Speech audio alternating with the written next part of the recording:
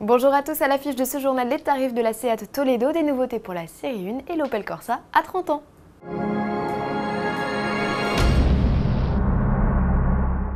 La commercialisation de la nouvelle Toledo est imminente. La compacte tricorps, jumelle de la Skoda Rapid, sera disponible dès le mois de novembre. Seat n'a pas attendu son arrivée en concession pour dévoiler les tarifs. La mise de départ est fixée à 13 990 € avec le 1,2 litre de 75 chevaux. Une version appauvrie en équipement puisqu'elle ne profite ni de clim, ni d'autoradio, ni même des banquettes de tiers 1 tiers.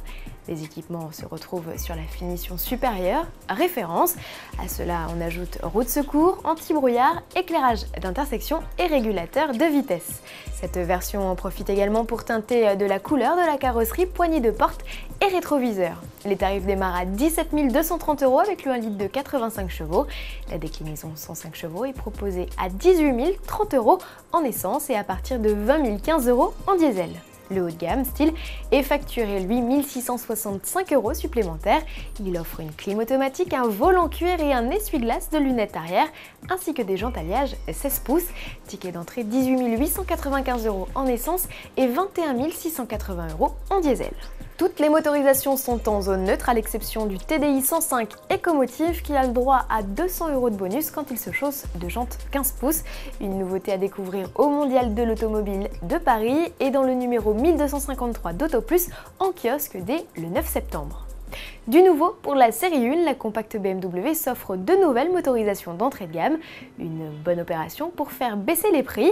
Commençons par la moins puissante, il s'agit de la 1.14D, le 4 cylindres diesel en place sous le capot affiche 95 chevaux seulement. C'est le plus petit bloc connu chez BM.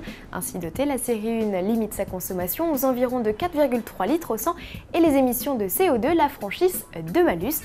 Annoncés pour novembre, les tarifs devraient être communiqués lors du Mondial de l'Automobile. La 1.14i est la nouvelle motorisation essence d'accès.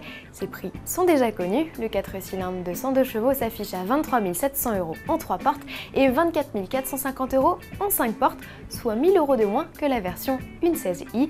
Cette dernière, forte de 136 chevaux, affiche les mêmes consommations et émissions de CO2. Elles font aussi fi du malus. Enfin, dernière particularité, l'arrivée de la transmission intégrale sur la série 1, inédit. C'est la M135i de 320 chevaux qui en profite la première côté essence, la 120D de 184 chevaux côté diesel. Les prix devraient suivre prochainement. Pour finir, un anniversaire, la Corsa a fêté le 30 août dernier ses 30 ans. La saga de la citadine a démarré en 1982. À l'époque, c'est la cadette qui tient le rôle de petit modèle.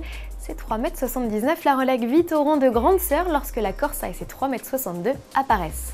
3 décennies après son lancement, l'heure est au compte. 4 générations de Corsa se sont succédées, totalisant près de 12 millions d'exemplaires vendus.